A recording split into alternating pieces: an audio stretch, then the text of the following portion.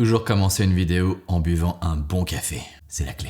Alors comme vous le savez tous déjà sûrement, en plus de mon métier d'acteur et mon métier de producteur de films, je suis aussi compositeur de musique à l'image. Alors concrètement, qu'est-ce que ça veut dire? Je crée des musiques de films, voilà. Et je me suis rendu compte que même si vous étiez déjà vachement nombreux à connaître les musiques que je crée, notamment grâce au projet Family, que j'avais jamais pris le temps de vous parler de tout le processus créatif qu'il y avait derrière la création d'une musique de film et de la manière dont moi je l'aborde. Alors du coup, je vais vous faire une série de vidéos là-dessus, et chaque vidéo parlera de la musique d'un des films de Family. Ouais, je suis un mec comme ça, moi je fais pas une vidéo, je fais pas deux vidéos, je fais une série de vidéos. Alors pourquoi ces films en particulier? Tout simplement pour la bonne raison que c'est ce que j'estime avoir fait de plus abouti en termes de création musicale. Mais si vous avez d'autres envies, que vous souhaitez que je vous parle de la création de la musique d'autres projets que vous avez adorés, n'hésitez pas à le mettre en commentaire et j'essaierai de vous créer une vidéo là-dessus tout simplement. Allez, c'est parti, générique. Je sais même pas pourquoi j'ai dit générique. J'ai pas de générique. Alors aujourd'hui on commence très fort parce que je vais vous parler de la création de la musique d'un des plus beaux films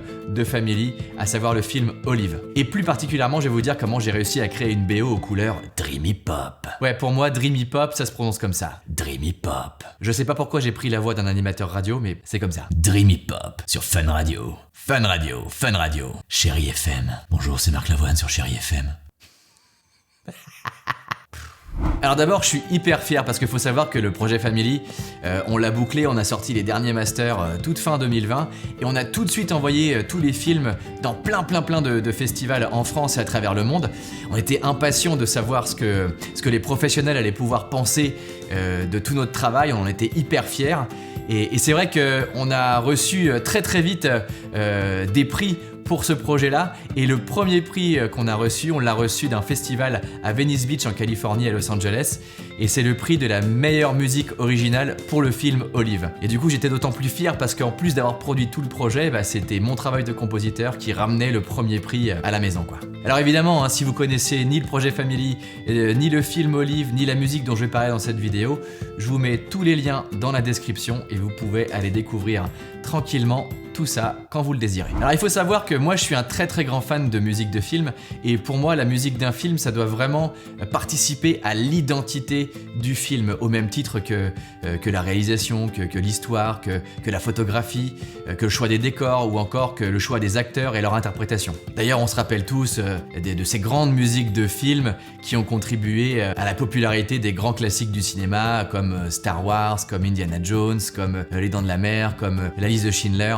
Ouais, je sais, je suis très fan du travail de John Williams, mais en même temps, qui ne l'est pas? Après, il y a d'autres films, il y a Rock, il y a Pearl Harbor. Ouais, je sais, je suis très fan du travail de Hans Zimmer aussi. Mais bon, qui ne l'est pas? Après, en France, il y a aussi des films comme Le Clan des Siciliens ou encore La Soupe aux choux. Bah ouais, imaginez La Soupe aux choux sans la musique de La Soupe aux choux. Ça serait pas La Soupe aux choux. Alors évidemment, tous les éléments que je viens de citer, comme la réalisation, comme le jeu des acteurs, comme la photographie, comme la musique, tout ça, ça doit être cohérent si on veut que le film soit réussi. Il faut que ça serve l'histoire avant tout, ou alors l'action.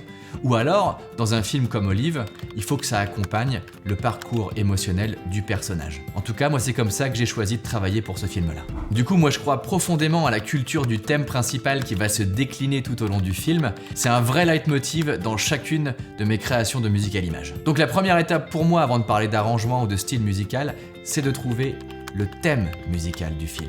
Je commence toujours par là. Mais ici, la principale difficulté avec le film Olive, justement, c'était de ne pas aller vers quelque chose de trop dramatique avec la musique, surtout vu le thème du film. Bah oui, on suit quand même déjà le parcours d'une jeune femme qui vient de faire une fausse couche et qui va sombrer petit à petit dans l'isolement et dans la solitude.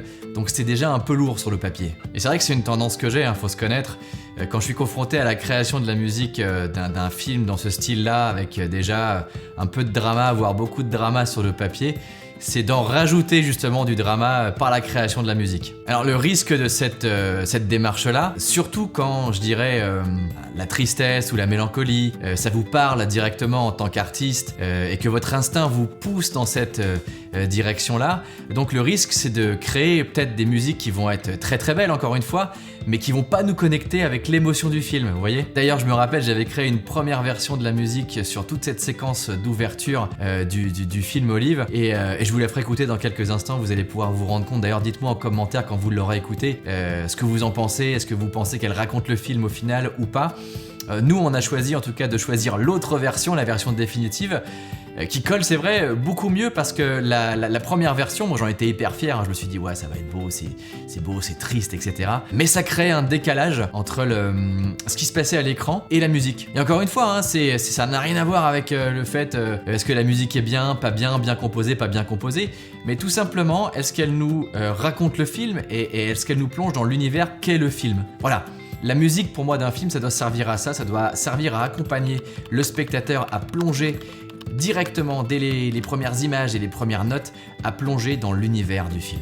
Mais tout ça, c'est beaucoup de recherche, c'est un work in progress comme je l'ai déjà dit, et si je peux me permettre de vous donner un conseil, si vous aussi vous cherchez à créer de la musique à l'image, ou peut-être que vous le faites déjà, mon conseil c'est le suivant, c'est plus tôt vous arriverez à mettre votre ego de côté, mieux vous arriverez à collaborer avec plus de sérénité avec les autres membres comme le réalisateur, le directeur artistique ou alors le superviseur musical quand il y en a un. Tous ces membres-là, ils sont garants, eux, de l'univers qu'est le film et de la vision du film. Voilà, faut être, encore une fois, au service du film. Et on n'est pas au service de son propre ego. Vous voyez ce que je veux dire? Donc je reviens à ce décalage entre la musique que j'avais créée, enfin la première version de la musique que j'avais créée sur cette séquence d'ouverture, où on découvre le personnage de Maud qui avance sur ce qu'on appelle la digue du Bray qui est à Dunkerque. Alors pour la petite histoire, il faut savoir qu'on a tourné il y a 2 ans jour pour jour à Dunkerque et que ça faisait 3 semaines qu'il y avait la tempête, il pleuvait, il y avait du vent et il n'y avait pas de soleil du tout. Et en fait tous les gens qui nous ont dit ah bon vous allez tourner là-bas mais comment vous allez faire? Il pleut, même le jour du tournage, il pleuvait, il y avait la tempête, il y avait du vent. Du coup on s'est dit comment on fait? On va faire toutes les scènes qu'on doit faire dans Dunkerque et puis après on tournera ça en fin d'après-midi. Et en fin d'après-midi il s'est produit quelque chose de miraculeux.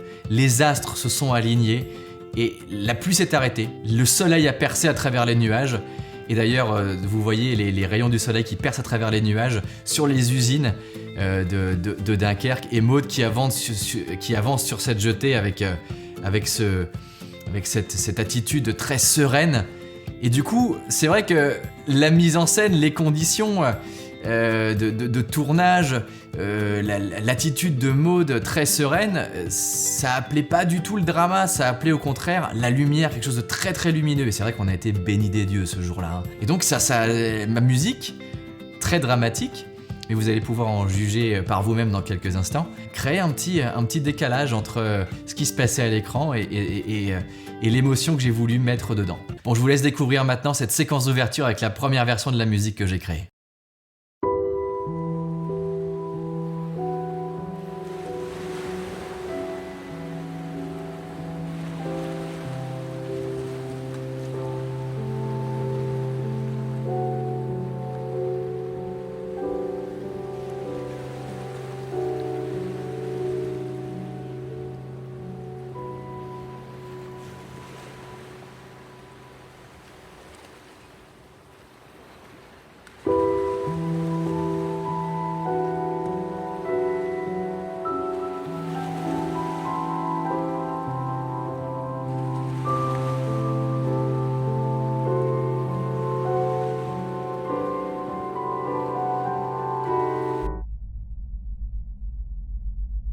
Alors ça vous a plu? Mettez-moi en commentaire ce que vous en avez pensé de cette première version. Moi je me rappelle parfaitement, je crée cette séquence, je la fais écouter à Maud directement, et je sais maintenant, je sais tout de suite si ça colle ou pas. Elle écoute, elle fait c'est un peu triste quand même. Je lui dis ouais triste mais c'est bien justement, j'essayais de défendre un peu mon bout de gras et tout, j'étais très content de ce que j'avais fait. Bref, elle a senti que j'avais besoin d'être un peu guidé, du coup elle m'a dit tu sais quoi, l'idée c'est d'accompagner le film avec une musique qui prend le contre-pied de toute cette histoire de fausse couche ou de deuil périnatal, et tu vas créer au contraire une musique qui va être très onirique et très aérienne. Elle avait raison. Maud, c'est une meuf qui sait, quoi. Je sais pas comment l'expliquer. Et du coup, en suivant cette ligne directrice du aérien et de l'onirique, j'ai enlevé tout ce qu'il y avait de terrien, j'ai enlevé tout ce qu'il y avait de dramatique, j'ai enlevé toute la morbidité qu'il pouvait y avoir dans cette première version, et j'ai rajouté un élément clé, qui est un élément clé du film, l'espoir. Et en fait, elle avait raison, Maud, parce que c'est vrai que Olive, c'est pas un film dramatique comme La liste de Schindler ou Sleepers.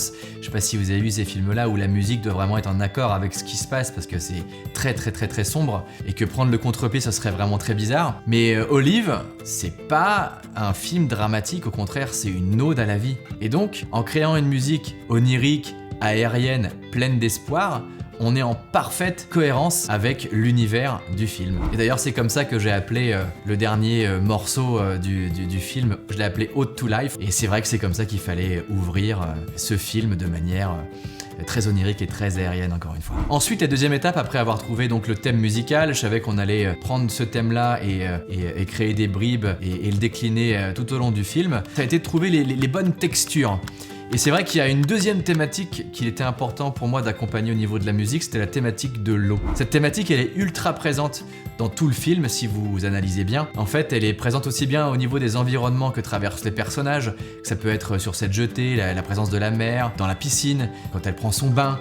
Mais c'est aussi un élément qui est présent dans l'univers intra-utérin, qui est l'univers dans lequel Olive a vu le jour. Donc il était pour moi hyper essentiel que, en tout cas, les textures que j'ai choisies pour créer ces parties musicales accompagnent cette thématique de l'eau. Je vous en fais écouter un extrait et peut-être un autre après.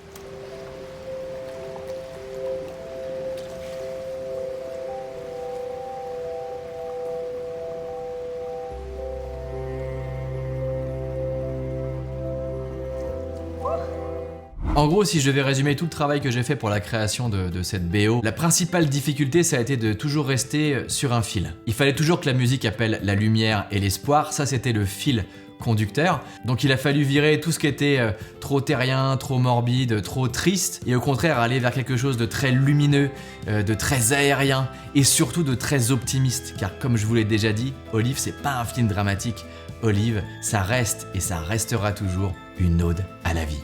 Voilà, j'espère que vous avez aimé cette vidéo. Si c'est le cas, balancez-moi un super like, un super commentaire. En tout cas, c'était hyper important pour moi de vous parler de cet aspect de ma vie, la partie compositeur, composition de musique à l'image, que je fais en parallèle de toutes mes autres activités d'artiste, d'acteur, de producteur, etc. et d'auteur, parce que j'ai un super projet qui arrive bientôt, mais chut, je vous en parle très vite. La prochaine vidéo que je vais sortir dans ce format-là, ça va être sur la création de la musique de Dernière Valse, qui est aussi une BO qui vous a beaucoup touché.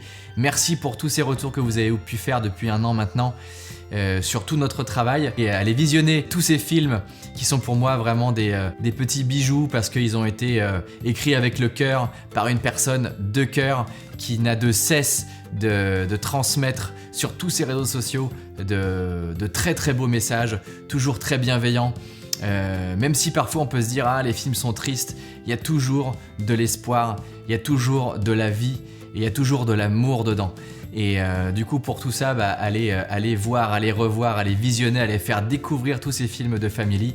Allez jeter une oreille aussi à l'album si vous ne connaissez pas déjà. Merci à toutes les personnes qui me streament déjà sur toutes les plateformes, Apple, Spotify, Deezer, etc. Merci de votre soutien aussi depuis toutes ces années et je vous dis à très bientôt.